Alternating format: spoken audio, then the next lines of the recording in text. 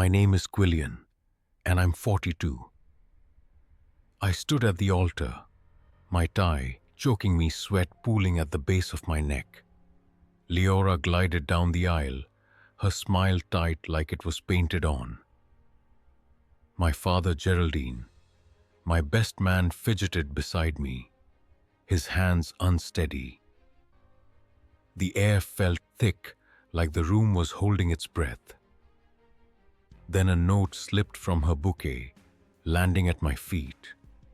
Her handwriting, his name.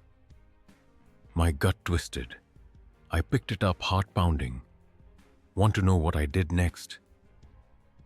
I slipped into the vestry, the note burning a hole in my pocket.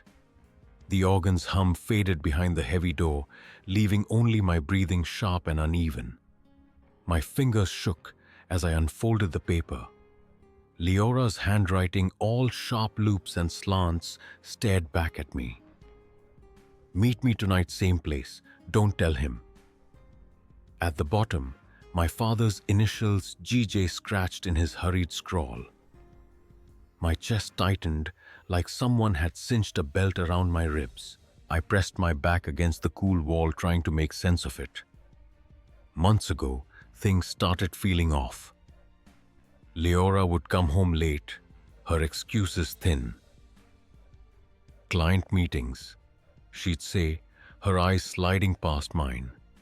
I'd nod, swallowing the unease, telling myself it was just her ambition. My father, though, he'd been different too. He'd ask about her work, her new project, with this odd intensity, like he was invested. I thought he was just being supportive, proud of her drive. Now, those conversations felt like a code I hadn't cracked. I shoved the note back in my pocket and stepped into the church hallway. Geraldine was there, adjusting his cufflinks, his face flushed. I held the paper up, my voice low but steady. "What's this, Dad? Why's her handwriting on a note to you?" He froze his fingers, stalling on the cufflink. "It's nothing, son," he said, his voice too quick, like he'd rehearsed it. "Just wedding stuff. You know how she is." I didn't buy it. His eyes darted to the side, and I felt the ground shift under me. "Wedding stuff doesn't look like this," I said, stepping closer. My pulse hammered, but I kept my tone even, not wanting to give him an out. He opened his mouth, then closed it like a fish, gasping. Before he could say more, Leora appeared at the end of the hall, her white dress catching the dim light.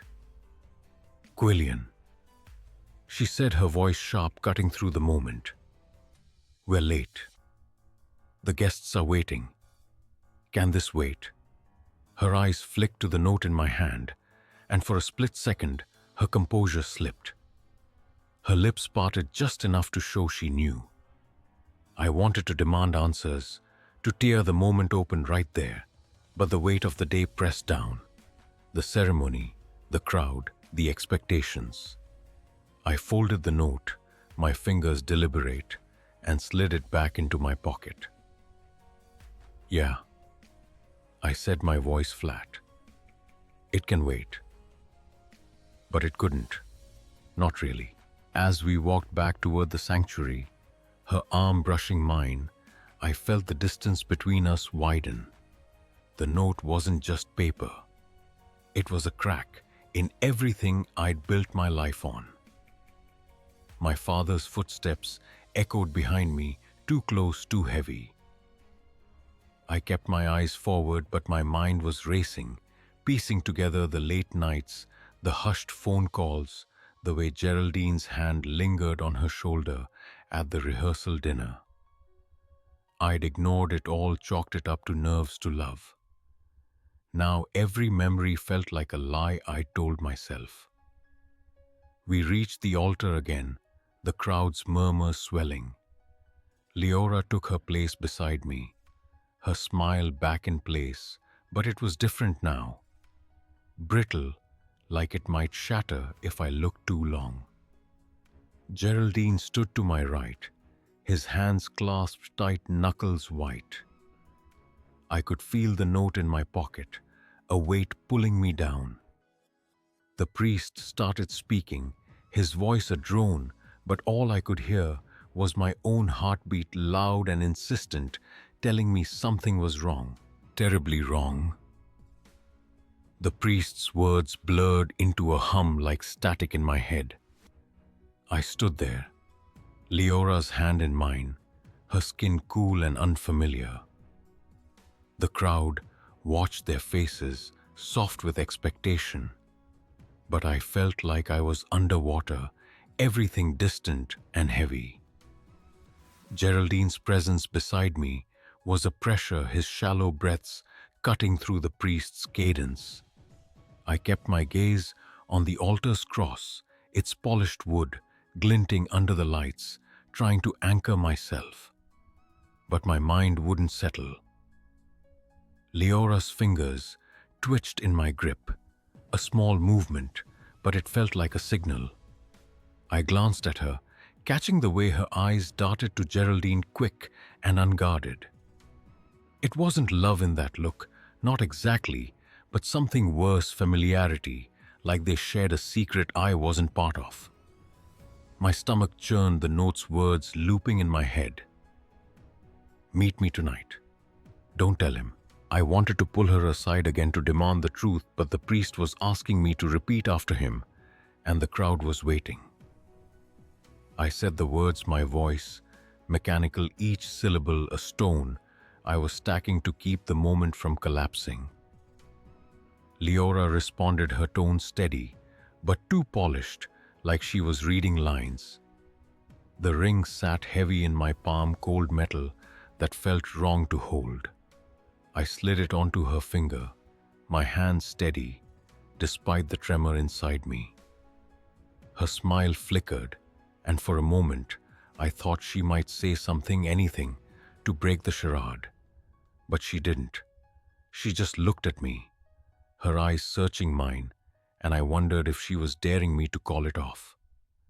Geraldine cleared his throat, a small sound that grated against my nerves. I turned to him, expecting some kind of reassurance, but he was staring at the floor, his jaw tight. The priest moved on, oblivious, his voice rising for the final blessing. The crowd leaned forward, their anticipation, a weight I could feel. I wanted to scream, to rip the note out and hold it up for everyone to see, but I didn't. I stood there, trapped in the moment, my silence louder than any words.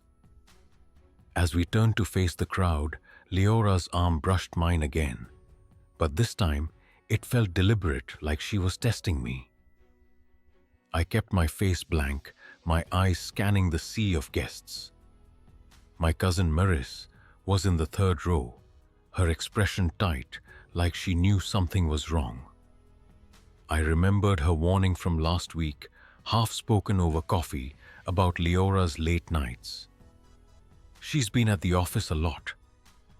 Maurice had said, her voice careful. With your dad sometimes. I'd brushed it off, laughed even, but now it landed like a punch. The applause started, a wave of sound that felt like it was mocking me. We stepped down from the altar, Leora's hand still in mine, Geraldine trailing behind. I could feel his eyes on my back, and it took everything not to turn around and grab him by the collar. Instead, I focused on the aisle. Each step measured my shoes, clicking against the stone floor. The note in my pocket felt heavier now, like it was pulling me towards something I wasn't ready to face. Outside the sanctuary, the air was cooler, but it didn't ease the tightness in my chest.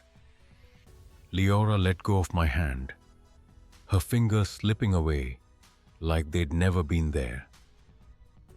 We did it, she said, her voice light, but there was an edge to it, like she was trying to convince herself.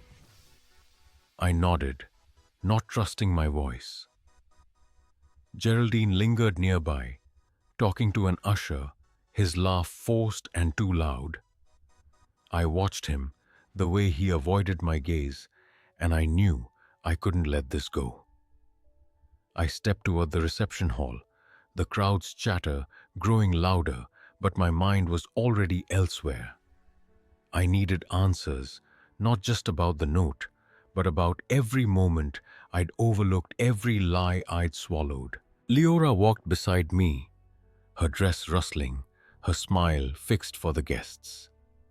But I could feel the truth pressing in sharp and unyielding, and I knew I wouldn't make it through the night without confronting it. The reception hall buzzed with clinking glasses and laughter, but it all felt like noise to me. I stood by the head table, Leora's hand resting lightly on my arm, her touch more obligation than affection. The band played something soft, and couples swayed on the dance floor, their smiles oblivious to the storm inside me. I scanned the room, my eyes catching Geraldine near the bar, his shoulders hunched as he spoke to an old friend. He hadn't looked at me since we left the altar. Leora leaned in her perfume, sharp and unfamiliar. "You're quiet," she said, her voice low, meant only for me. "Everything okay?" Her eyes held mine for a moment, searching, but there was no warmth in them, just a careful calculation. I forced a nod, my jaw tight. "Just taking it all in." I said, the words clipped. I wanted to ask about the note, about the glance she'd thrown Geraldine during the vows, but the crowd's eyes pinned me in place. I sipped my champagne, the bubbles bitter on my tongue. Maris caught me as I stepped away from the table, her hand on my elbow, pulling me toward a quiet corner near the dessert table. Her face was pale, her eyes wide with something like pity. "Quillian," she whispered, glancing over her shoulder. "I didn't want to do this today, but you need to know. I saw them together at the Hilton bar last month, late. They didn't see me, but I saw her hand on his arm, the way they leaned in. My throat tightened like a fist was closing around it." "You sure it was them?" I asked, my voice low, barely steady. I didn't want to believe her, but the pieces were falling into place, each one heavier than the last. Maris nodded, her lips pressed thin. "I know what I saw. I'm sorry." She squeezed my arm, then stepped back, leaving me alone with the weight of her words. I turned back to the room, my eyes finding Leora. She was laughing with a group of her co-workers, her head tilted back, but it looked forced, like she was performing. Geraldine was still at the bar, his glass empty now, his fingers tapping the counter. I remembered the rehearsal dinner, the way he'd leaned close to her, whispering something that made her smile in a way she hadn't with me in months. I thought it was nothing, just family bonding. Now it felt like a knife twisting. I moved toward the dance floor, my steps automatic, trying to shake the thoughts. Leora caught my eye and glided over her dress, shimmering under the chandeliers. "Dance with me," she said, her voice light but commanding. She took my hand, leading me to the center of the floor. The band shifted to a slower song, and we moved together, her body close but distant like a stranger's. "You're stiff," she said, her lips close to my ear. "Relax, it's our day." Her tone was coaxing, but there was an edge, like she was daring me to ruin it. I didn't answer. My hand rested on her waist, but my mind was elsewhere, replaying Maris's words, the note, the glances. I looked over her shoulder, catching Geraldine watching us, his face unreadable. My grip tightened on her hand, not enough to hurt, but enough to make her glance up, her eyes narrowing. "What's wrong with you?" she asked, her voice sharper now, though still quiet enough to keep the moment private. "Nothing," I said, my tone flat. I couldn't say it here, not with everyone watching, but the question was burning inside me, clawing to get out. The music swelled, and I felt the room closing in the air thick with what I wasn't saying. The music slowed, but my pulse didn't. Leora's hand stayed in mine, her fingers light but firm, like she was anchoring me to the dance floor. The chandeliers cast long shadows, and the crowd's chatter felt like a wall trapping me in this moment. I could still see Geraldine at the bar, his glass now refilled, his eyes fixed on us. I wanted to pull away from Leora, to walk over and demand he look at me, but my feet kept moving, locked in the rhythm of the song. She tilted her head, her lips parting, as if to speak, but then she smiled instead, a practiced curve that didn't reach her eyes. "You're not yourself," she said, her voice soft but pointed like she was testing the waters. "Talk to me, Quillian."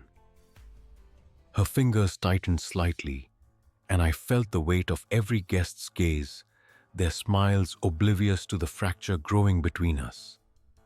I swallowed, my throat dry. "Just tired." I said, the lie heavy on my tongue. I couldn't say what I wanted, not here, not with the band playing and the room full of people who thought this was love. Her eyes searched mine, and for a moment I thought I saw a flicker of guilt, but it vanished as quickly as it came. The song ended, and the crowd clapped their applause, a dull roar in my ears. Leora stepped back, her hand slipping from mine, and I felt the absence like a cut. She turned to greet a guest, her laugh bright and artificial, leaving me standing alone in the center of the floor. I looked toward Geraldine again, but he was gone.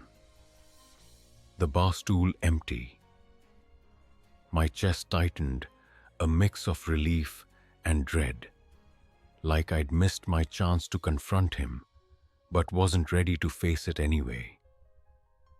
I moved to the edge of the room, my hands in my pockets, the note still there, its edges worn from my fingers, brushing against it. I stood by a window, the glass cool against my shoulder, and watched the guests mingle. My mother, Celine, was across the room talking to an aunt, her smile tight, like she was holding herself together. I wondered if she sensed something, if she'd seen the way Geraldine and Leora moved around each other, too careful, too close. A waiter passed with a tray of drinks, and I took one, the glass cold against my palm. I sipped it, the burn of whiskey doing nothing to dull the ache. Maris's words kept circling in my head, her at the Hilton, his arm under her touch. I tried to picture it, but my mind recoiled, refusing to let the image form. Instead, I thought of the loan I'd co-signed for Leora, the one Geraldine had pushed for, saying it was a smart move for her career. Now I wondered what that money really paid for hotel rooms, dinners, lies. I set the glass down my hand, trembling just enough to make the ice clink. Leora was back on the dance floor now, twirling with her brother, her dress catching the light. She looked beautiful, but it felt like a mask, like she was playing a role I no longer believed in. Geraldine reappeared, standing near the cake table, his posture stiff like he was waiting for something. Our eyes met for a split second, and he looked away, his face blank but his jaw tight. I wanted to move, to do something, anything, but my body wouldn't listen. The room felt smaller now, the air thick with the scent of flowers and perfume, the laughter louder, grating. I leaned against the window, my breath fogging the glass, and felt the note in my pocket again, its weight pulling me toward a truth I wasn't ready to face. The band struck up another song, and I stood there frozen, the world moving on without me. The band's music faded into a dull pulse as I moved through the reception hall, my steps heavy, like I was wading through mud. The note in my pocket felt like a stone dragging me down with every step. Leora was still on the dance floor, her laughter ringing out, but it sounded hollow now, like a bell cracked down the middle. Geraldine stood near the cake table, his hands stuffed in his pockets, his face turned away from the crowd. I couldn't keep doing this, pretending everything was fine, while the truth gnawed at me. I cut through a group of guests, their smiles blurring past, and slipped into a side room off the hall. It was a small space cluttered with extra chairs and a table stacked with linens. The door clicked shut behind me, muffling the party's noise.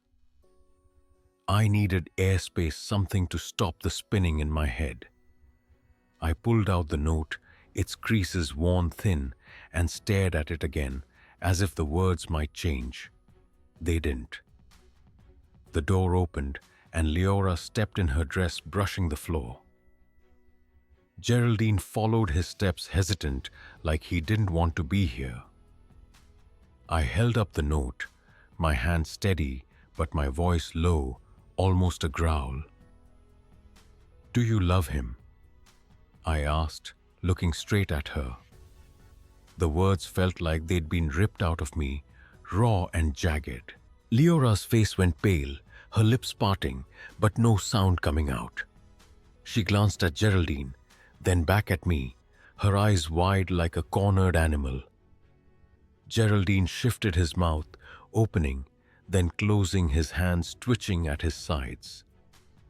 The silence stretched thick and suffocating, and I felt something inside me crack, like ice giving way under too much weight. "It's not what you think," Leora finally said, her voice thin, like she was trying to convince herself. "He was helping me with work with the project, that's all." Her words were too fast, tripping over each other, and her hands twisted the fabric of her dress, betraying her. I stepped closer, the note still in my hand, my eyes locked on hers. "Helping you," I said, my tone flat but sharp, cutting through her excuse. "At a hotel bar late at night, with notes telling him not to tell me." My voice didn't rise, but it carried a weight I hadn't felt before. A cold anger that scared me as much as it fueled me. Geraldine cleared his throat, his voice rough. "Son, let's talk about this later," he said, his eyes on the floor, not meeting mine. "This isn't the place." I turned to him, my chest tight, my hands curling into fists. "No," I said, the word sharp enough to make him flinch. "You don't get to decide that, not anymore." I held the note higher, like evidence in a trial, and watched his face crumple, the lines around his eyes deepening. Leora took a step toward me, her hand reaching out, but I pulled back, the space between us, a chasm.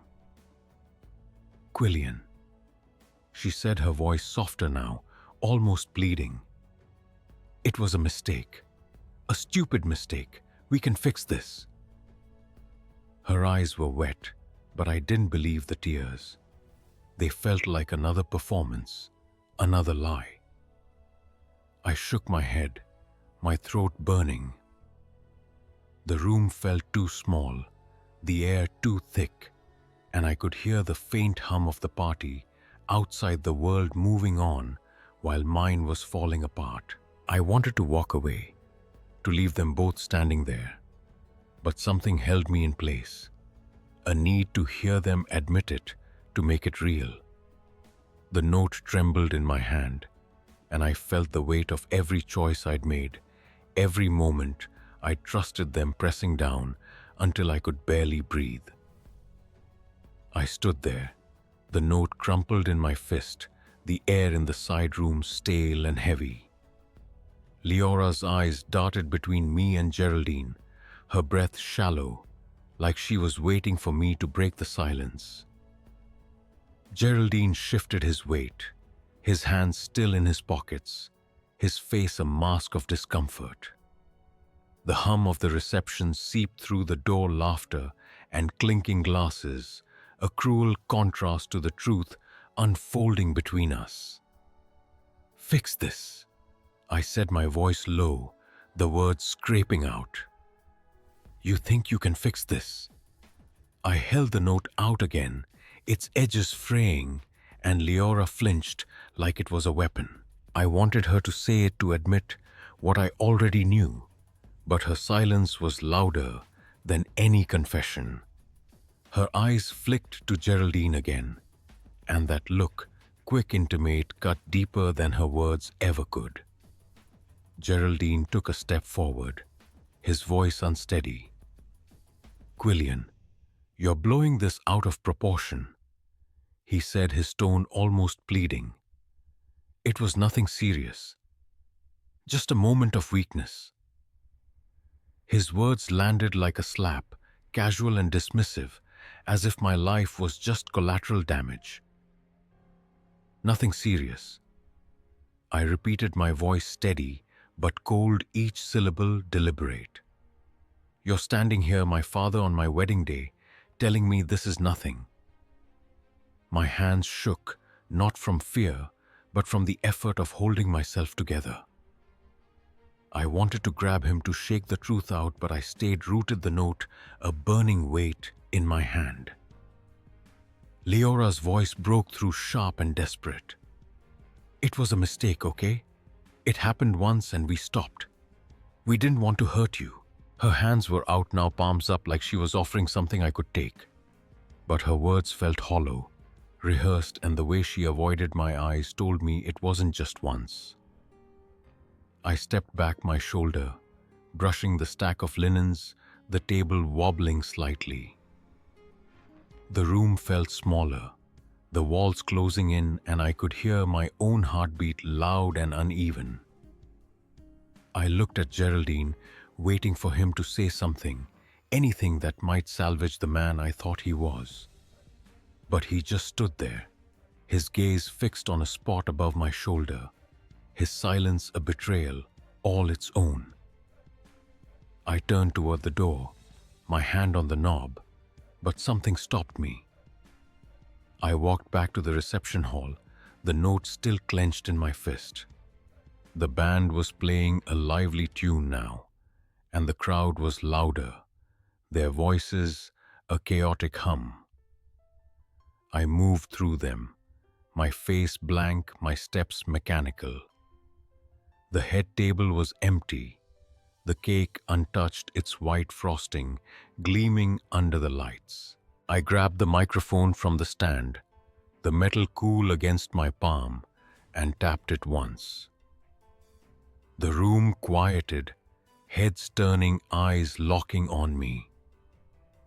"There's something you all should know," I said, my voice steady but hollow, carrying over the sudden hush. Leora appeared at the edge of the crowd, her face pale, her hands twisting together. Geraldine was behind her, his expression frozen, like he'd been caught in a trap. I opened my mouth to say more, to lay it all bare, but the words wouldn't come. My throat closed, and the note felt like it was choking me. I dropped the microphone, the thud echoing in the silence, and walked toward the exit, my shoes clicking on the polished floor, the room a blur of stunned faces. I pushed through the doors into the cool night air, my breath fogging in front of me. The parking lot stretched out empty and quiet, the gravel crunching under my feet. I stopped by my car, my hands braced on the hood, the cold metal grounding me. The note was still in my fist, its edges cutting into my palm, and I stared at it, the paper, a faint white in the dark, holding everything I'd lost. The gravel crunched under my shoes as I walked away from the reception hall, my car keys cold in my hand. The night air bit at my face, but it felt clean sharper than the stifling warmth of the party. I slid into the driver's seat, the leather creaking, and tossed the crumpled note onto the passenger side. It landed near a coffee cup Leora left weeks ago, her lipstick still faintly staining the rim. I started the engine, the low rumble steadying me, and drove without a plan, the road stretching dark and empty. I didn't decide to go to the lake house until I was halfway there, the familiar route pulling me like a habit. Geraldine's place, where we'd spent summers fishing, where I'd learned to tie knots and gut trout. Now I pictured Leora there, her laughter echoing off the wooden walls, her hand on his arm. The thought made my grip tighten. On the wheel, my knuckles pale under the dashboard lights. The house came into view, a squat shadow against the lake's glint. I parked on the grass, the engine ticking as it cooled. The front door was unlocked, a careless habit of Geraldine's I'd always hated. Inside, the air smelled of pine and dust, the furniture unchanged since I was a kid. I moved through the dark, my phone's light casting sharp angles on the walls.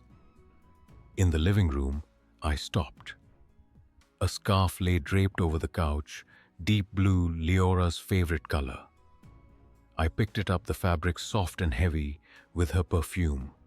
On the coffee table sat a bottle of red wine, half empty, 2 glasses beside it, one smudged with her shade of lipstick. My breath got sharp and painful, like I'd swallowed glass. I lifted the bottle, its weight familiar, the label one they both liked, one I'd never cared for. My hand shook, and before I could think, I hurled it against the fireplace. The glass shattered, wine pooling dark on the stone, the sound loud in the quiet house. I stood there, chest heaving, staring at the mess. The scarf was still in my other hand, and I dropped it, letting it fall into the wine stain. My phone buzzed in my pocket, Leora's name lighting up the screen. I didn't answer. Another buzz, then another, her texts piling up, but I let them sit unread, their urgency meaning nothing now. I sank onto the couch, the springs creaking under me, and stared at the broken bottle, its jagged edges catching the moonlight. I pulled out my phone again, not to read her messages, but to call Petra. She answered on the second ring, her voice calm but alert, like she'd been expecting me. "Quillian," she said, no question, just my name, steady and grounding. "I need to know about annulment," I said, my voice low, the words feeling foreign. "What it takes, what it costs." I leaned forward, elbows on my knees, the phone pressed hard against my ear.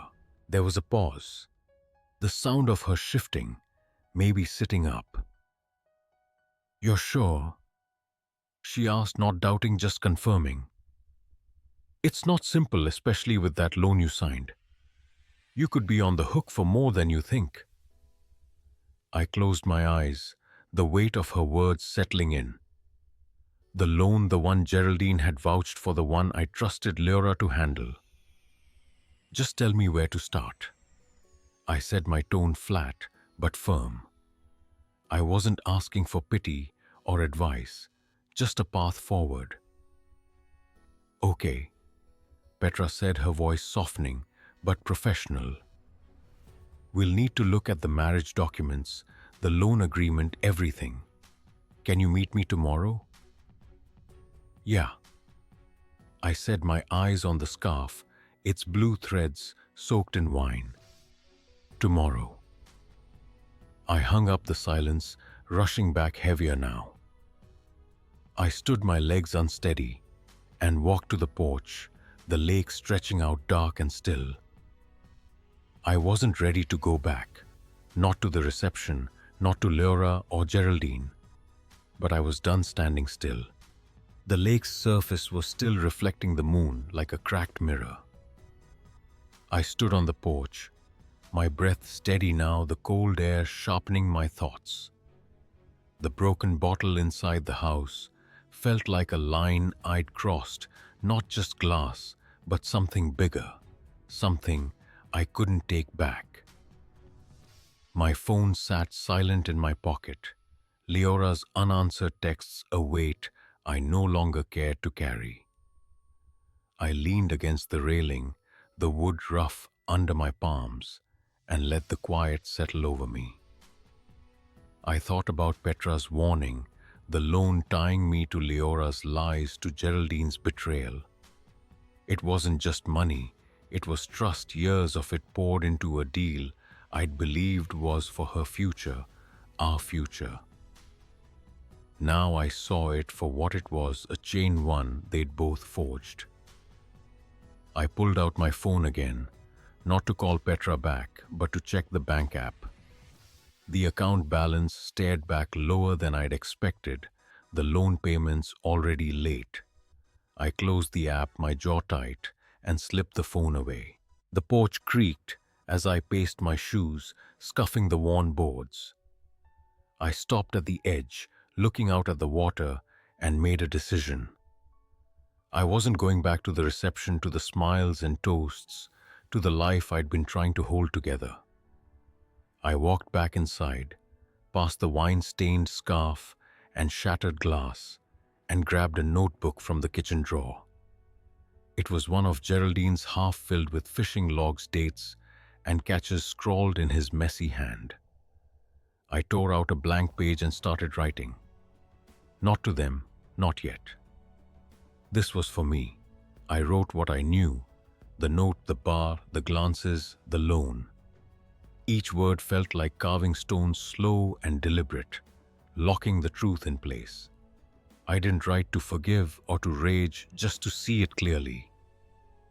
When I finished, the page was full, my handwriting sharp and uneven. I folded it, tucked it into my jacket, and felt a shift like a gear clicking into place. I stepped outside again, locking the door behind me, the key heavy in my hand.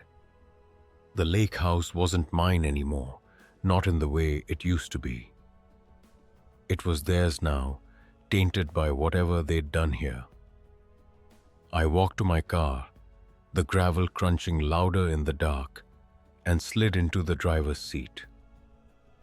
The engine roared to life, and I pulled onto the road, the headlights cutting through the night. I drove toward the city, the radio off, the hum of the tires, my only company. Petra's office was downtown, a small firm with her name on the door. I wouldn't go tonight, she'd said tomorrow, but I needed to be ready.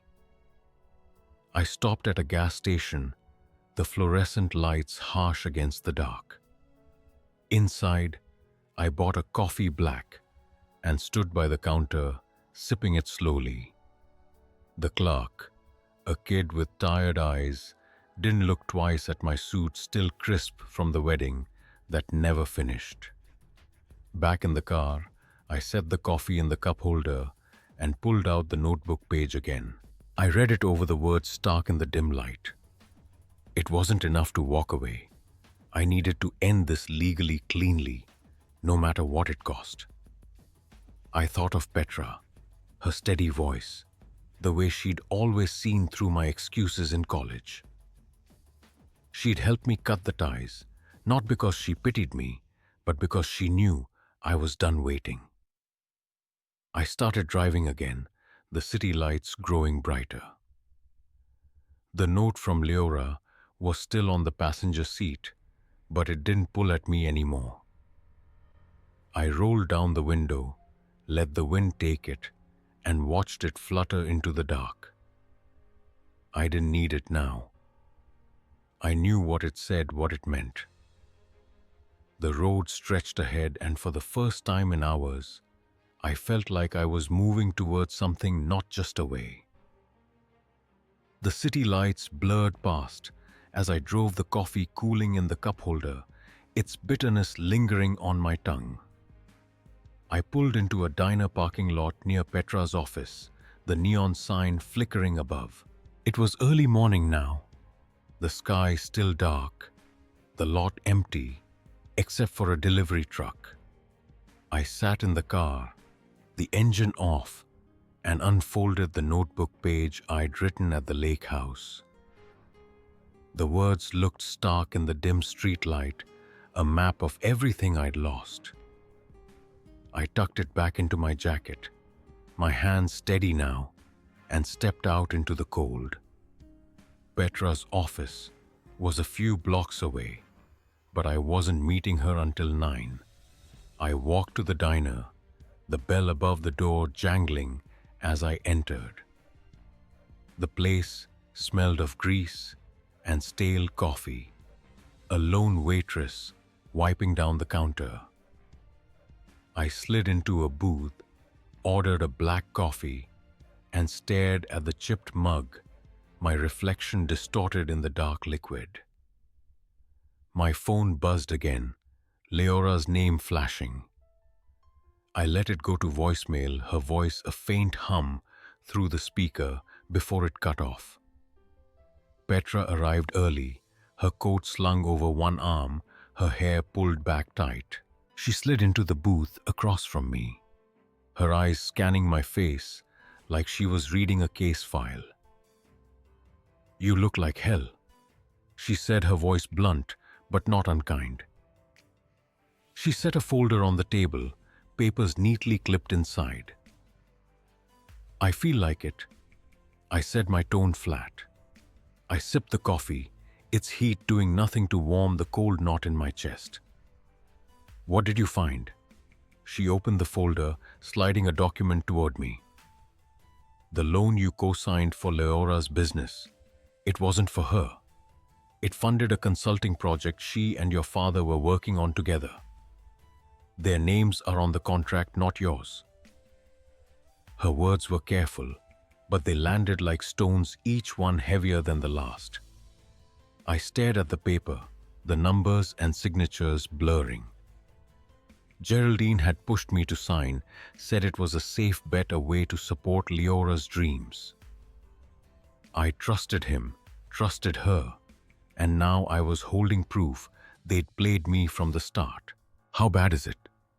I asked, my voice low, my fingers tightening around the mug. "Bad," Petra said, leaning back. "The loan's in default. You're liable for the balance, and it's already hit your credit. We can fight it, argue fraud, but it'll take time. And money."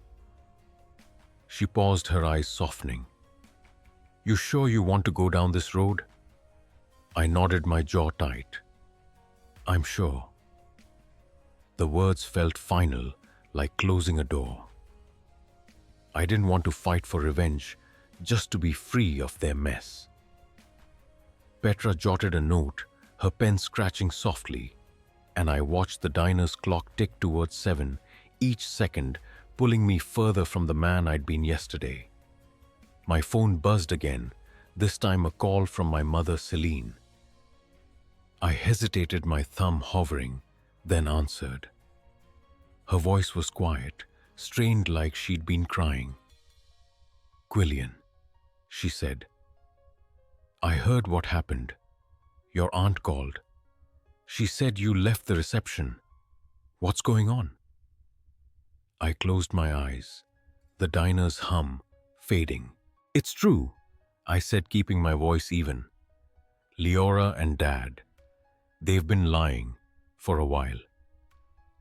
I didn't say more, didn't need to.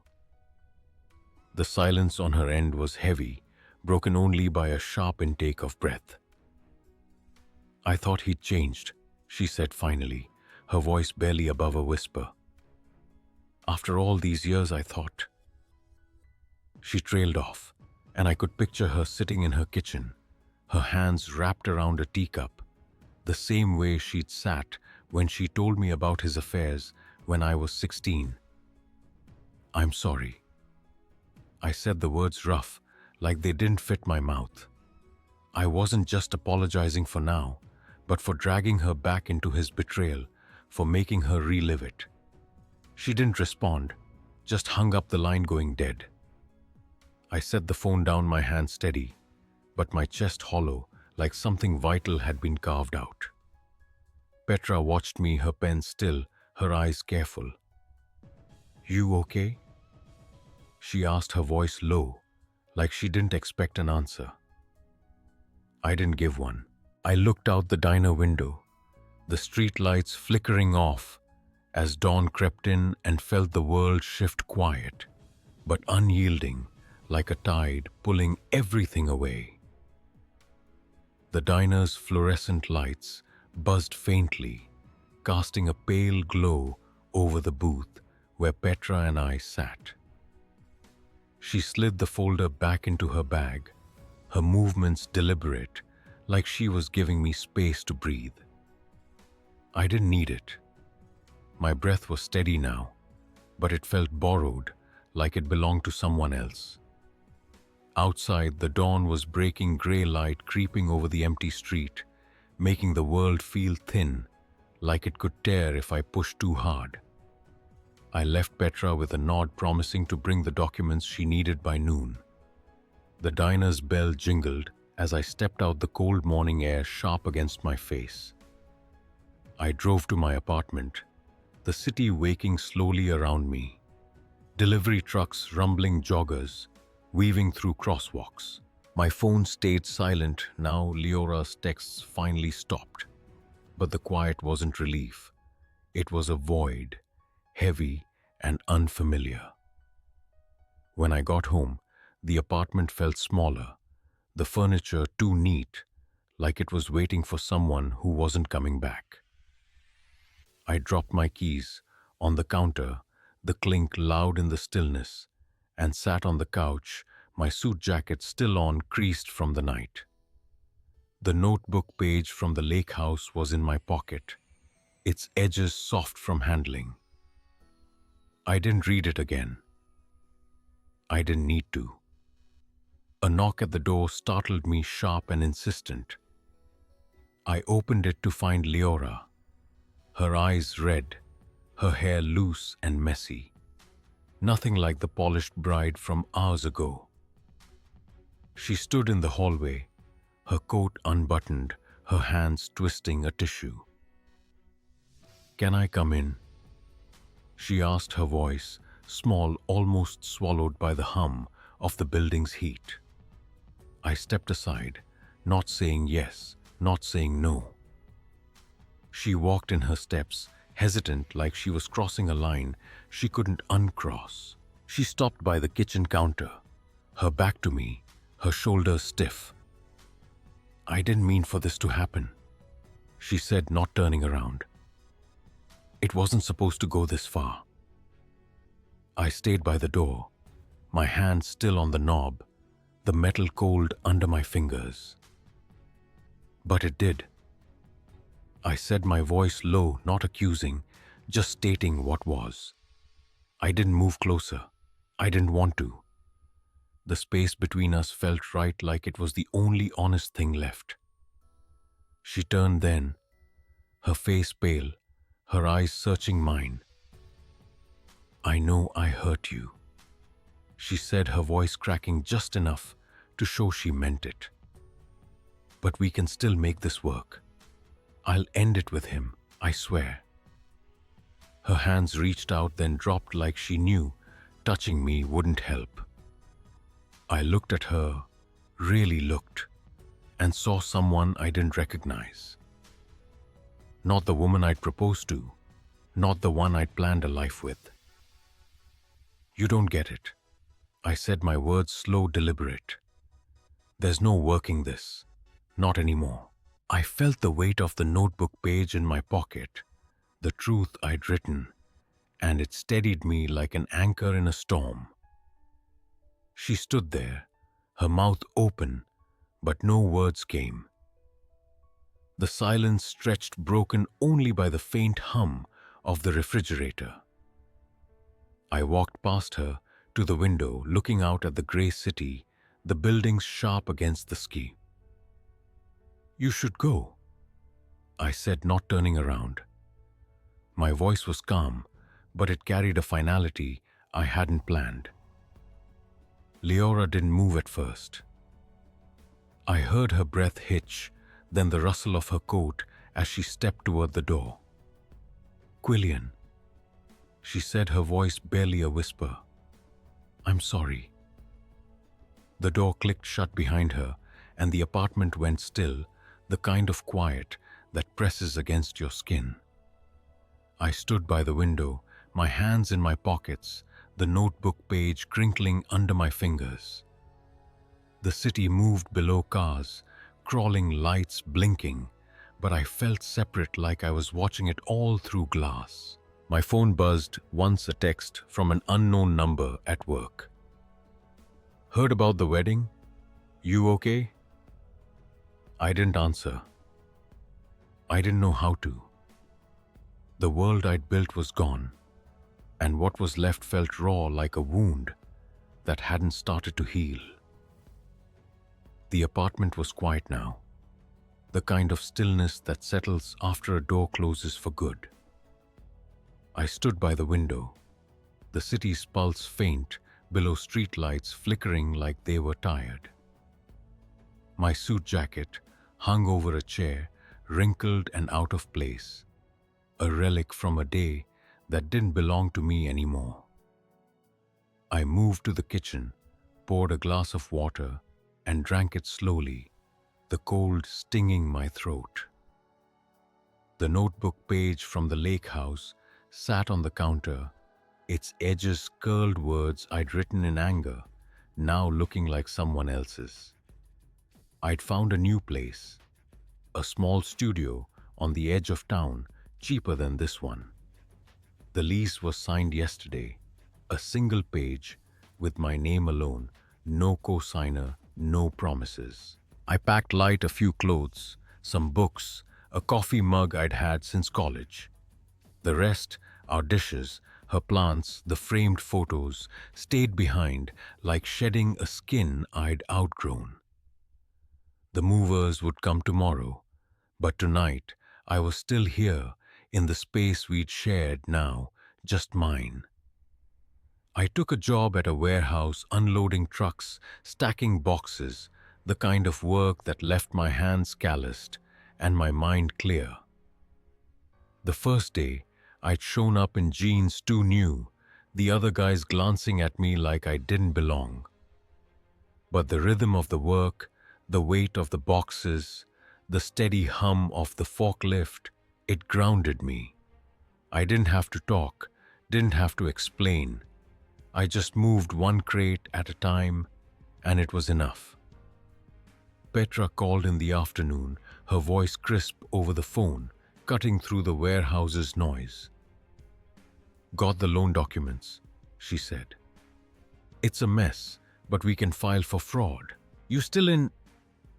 Her tone was steady, like she was asking about the weather, but I heard the concern underneath, the same way she'd looked at me in the diner.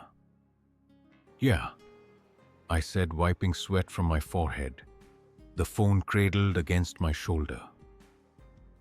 "I'm in." I didn't say more, didn't need to.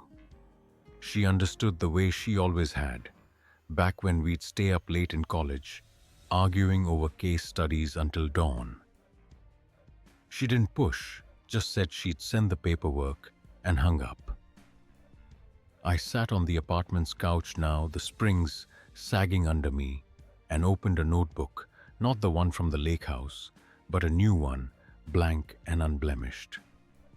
I started writing, not a letter, not a list, just thoughts, fragments of what this was becoming. The pen scratched against the paper, the sound sharp in the quiet room. I wrote about the warehouse, the way the boxes felt solid, real, unlike the promises I'd believed. I wrote about the lake, how it looked at night, its surface calm, but hiding currents I'd never seen. My phone stayed quiet, no texts from Leora, No calls from Geraldine. I'd blocked her number after she left a small act that felt bigger than it was. I didn't check Geraldine's either, didn't want to know if he'd try to reach out. The silence was mine now, not theirs, and I held it close like something I'd earned. I stood and walked to the balcony, the night air cool against my skin. The city stretched out, a grid of lights and shadows moving without me. I leaned on the railing, the metal cold under my palms, and let my thoughts settle like dust after a storm. I wasn't angry anymore, not the way I'd been. The weight was still there, but it was different now, less like a burden and more like something I could carry.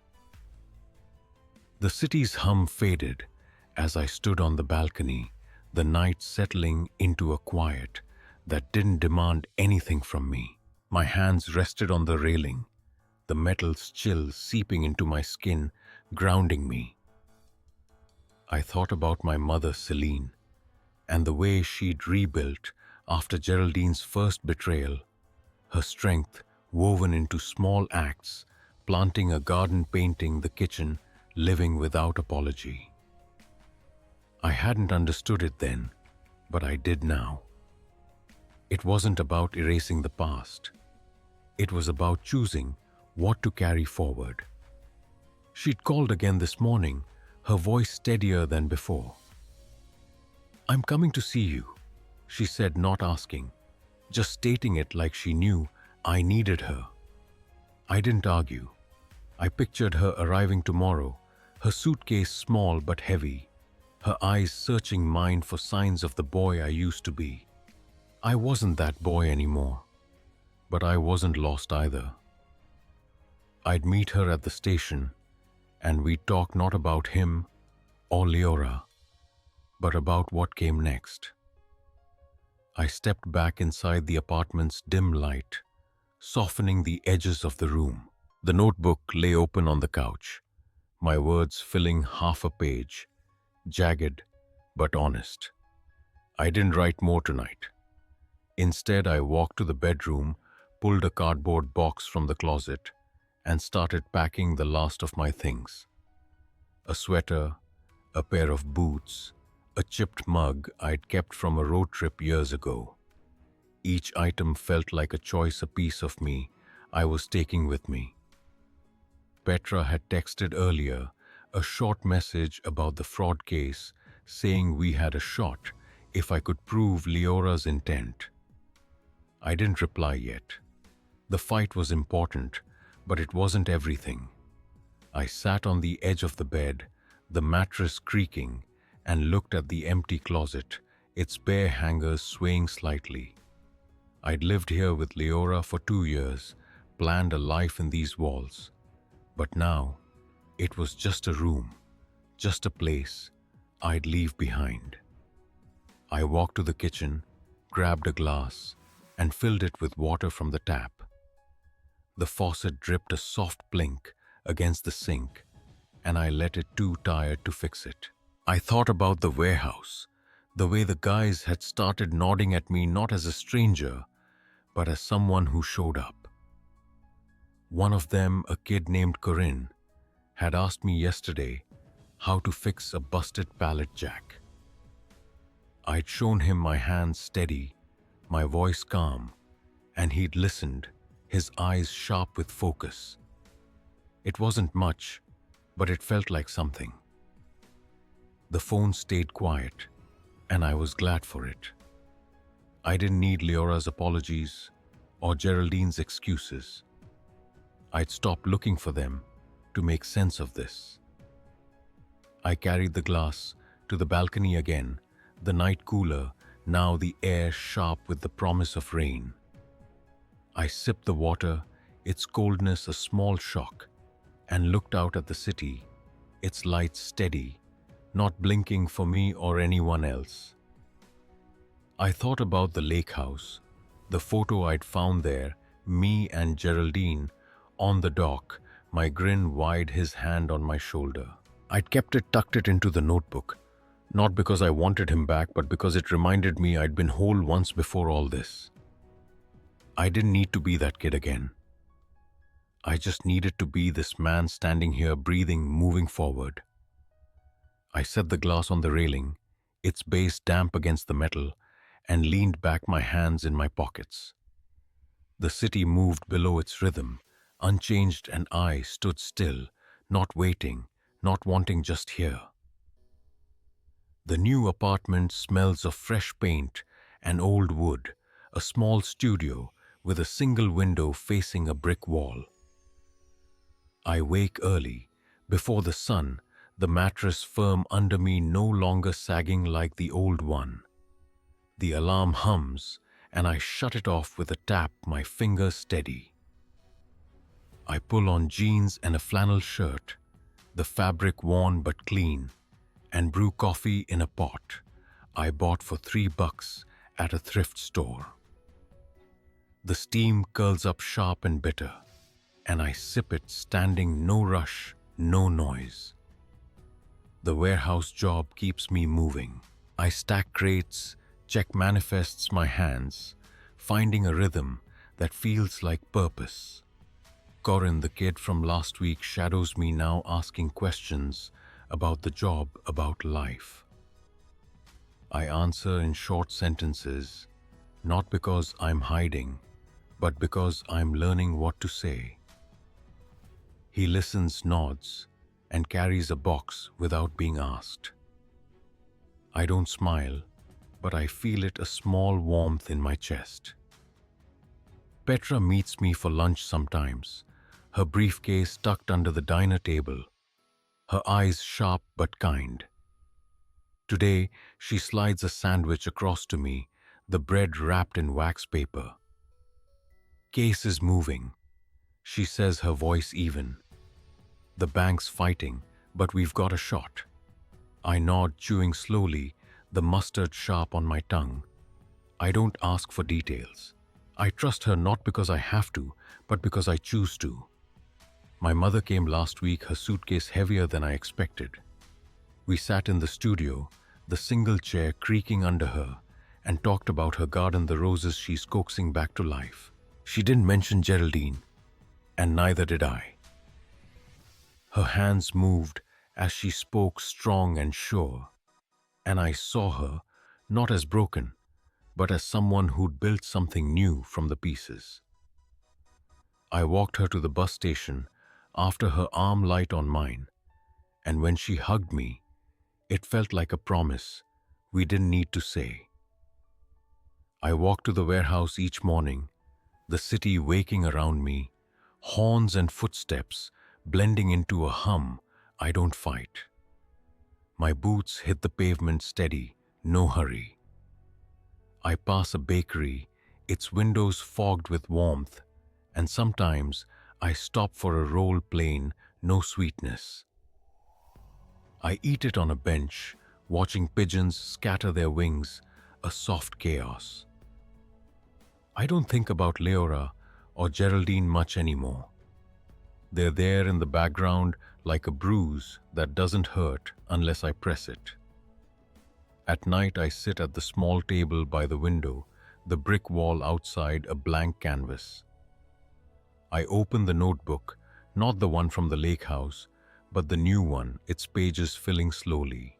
I write about the warehouse, the weight of the crates, the way Corin's questions make me think. I write about the city, its pulse, its indifference. The pen moves easily now, no anger, just words that feel true. I close the notebook, set it aside, and lean back in the chair, the wood creaking softly. The room is quiet, the brick wall steady, and I breathe slow and even, letting the moment hold me. The studio's single bulb hums above the table, casting a soft circle of light. I sit there, most evenings, the chair creaking under me, a cup of tea cooling in my hands. The city's noise filters through the window, distant horns and the low rumble of buses, but it doesn't pull me anymore.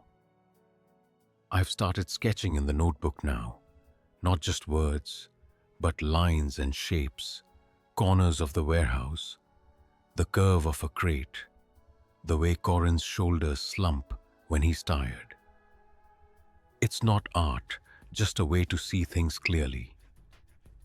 Petra and I meet for coffee now, not just for case updates. Last week, we sat at a corner table, the diner quiet except for the clink of dishes. She talked about a trip she took years ago, hiking alone in the mountains, her voice steady but alive with the memory. I listened, my hands wrapped around a mug, and realized I wasn't waiting for her to ask about me. I told her about the warehouse, about teaching Corin to check a pallet's weight without a scale. She smiled, not wide, but real, and I felt something loosen, like a knot I hadn't noticed. My mother sends letters now, short ones handwritten on thin paper.